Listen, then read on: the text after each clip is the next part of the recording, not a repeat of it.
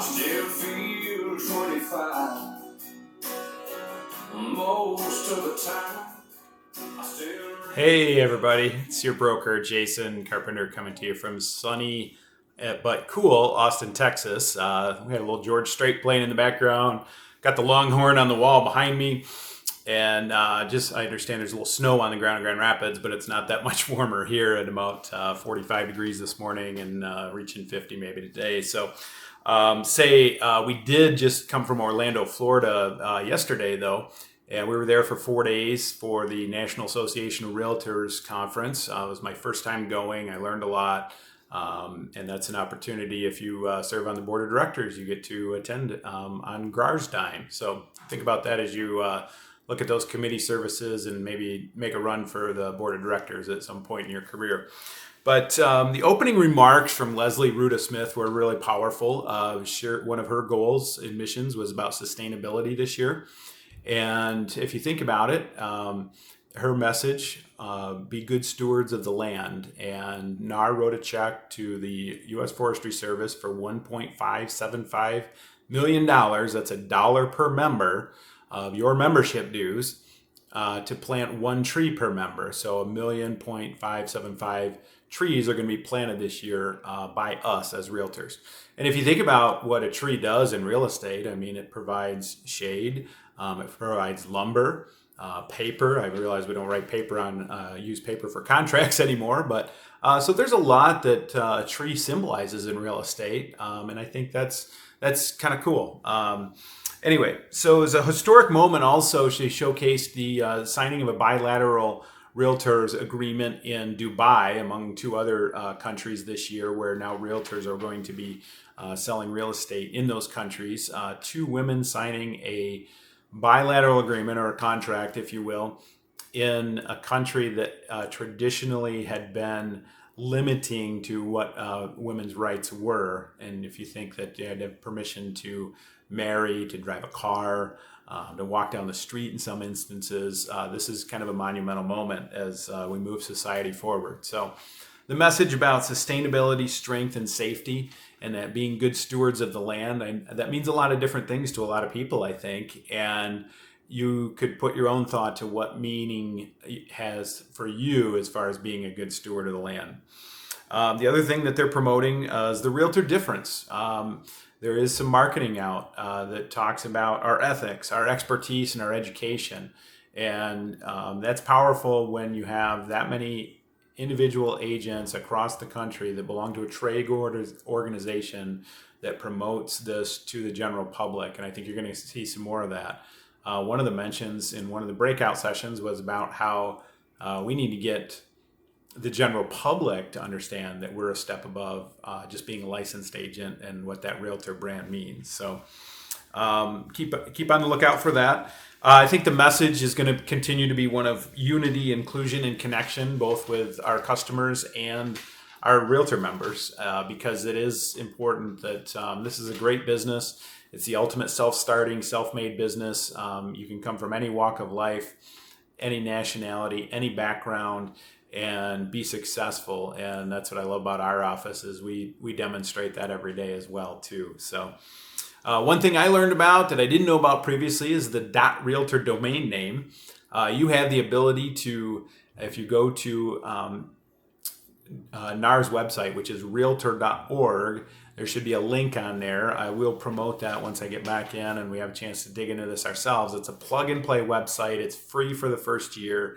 It's $40 a year after that. It's SEO optimized. I know we have our .kw.com websites, but this is one more avenue for you to tweak a website and maybe reach out to a particular sphere of influence that you want to with a website. So pretty cost effective and another benefit coming from NAR. So I attended large broker meetings. Part of my role at the board of directors is to represent large brokerages there. And some of the same concerns that we see are coming up in daily discussions across the country. And we did a roundtable session where everybody just kind of talked about, hey, what are we seeing? What are some of the challenges we see? Obviously, number one on everybody's mind is the economy. Where are interest rates headed? Where are values headed? Where's sales volume going? Things like that. And I don't think that the MLS or individual associations have much control over that, but it's on everybody's mind. And as we move through this shifting market.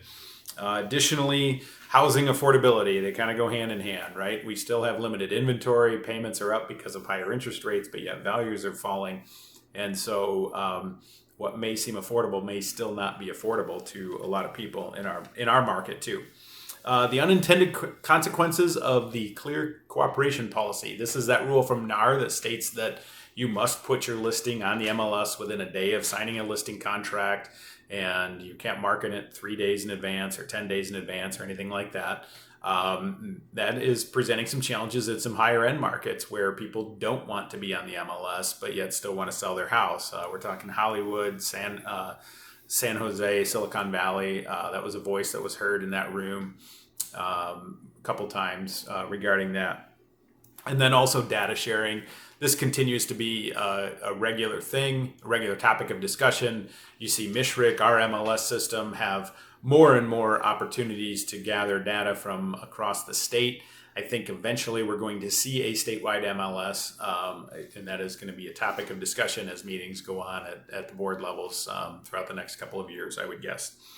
The big moment for me, the big whoa, this is the greatest session I've ever been to sort of thing, was a guy by the name of Jeffrey Castleman. If you Google him, he's a commercial real estate developer, investment counselor, but he's also a techie. And he masterminds with some very powerful people in the, I guess if you call it the think tank world. So guys like Ray Kurzweil, Peter Diamandis, I think I'm saying that right, Michio Kaku, who you may have seen on like CNBC.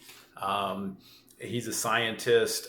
James Whitaker, also the CEO of Google. And so we looked at the exponential growth of real estate and technology at a very high level. You're seeing AI, artificial intelligence, nanotechnology, biometric technology. All of these fields are progressing at a rate 4 times faster than Moore's Law. And Moore's Law is that old axiom that your technology doubles every 2 years or 18 months or something like that. And so we have this exponential growth in technology. And, we have been stressing technology at Keller Williams for several years. This isn't about dot loop conversion. This isn't about, whether or not command is right CRM for you or not. This is like high level stuff where you're going to have a computer implanted in your body so you don't have to carry around a phone or a tablet anymore. You're going to have biometric technology. The life expectancy of human beings it may advance to over 150 plus years, but that all has a real estate background to it or a connection, if you will. And what that means is, this could be a press on housing. We're going to have to innovate housing for people that can live to 150 years old. Manufacturing is going to be entirely different. We're still going to need factories, but as he said, the factory of the future will contain one human being and a dog. And the human being is to watch the machines to make sure they're all doing the right things. And the dog is there to keep the human being from touching the machines. So artificial intelligence is, crazy right now. And you're going to have the ability to put on a pair of glasses in 2 or 6 homes without leaving your own home or your car or your office. And so showing homes, there's a lot of things coming in the next 5 years, guys, that all I can say is keep an open mind, adapt to the technology in front of you right now, and continue to learn this stuff. I know it's scary. Some of this stuff is so far out there that you could never envision certain things happening within your lifetime, but it will. In the next 5 years, we will see some massive changes in not only our roles in our job, but also within other industries and our personal lives as well. So something that I'm going to try and pay a little more attention to myself as I age and wonder what is next in real estate. So in that same thought, things you want to pay attention to also is going to be Gen Z. So we know millennials are this giant segment of the population that have all this buying power. Second in population growth or size, if you will, is Gen Z, and they are more educated, more sophisticated, better off than any of the first-time buyers in previous history, and they are going to be a force to be reckoned with. So we need to learn to adapt to their styles and their forms of communication as well.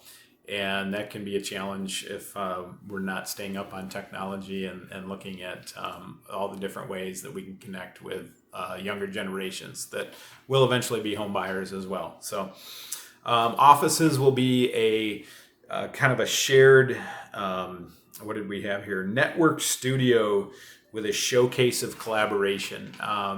And so that means an audio-visual suite, the ability to office remotely, which we're already seeing coming out of COVID, but we still are going to need a bricks and mortar place to collaborate, to meet, to socialize. It's a human element of our business. It's just going to be used differently. And I think you've already started to see some of those changes in our market center and also in other office spaces around the country. So I'm going to KW Commercial this afternoon yet. And then I got 2 more days here. We'll be back in the office on 11/21. I'm sorry I'm missing the chili cook-off today, but hopefully everybody's got a taste for me, and keep the heartburn to yourselves. So I'm going to go get some Texas barbecue. Thanks. Take care.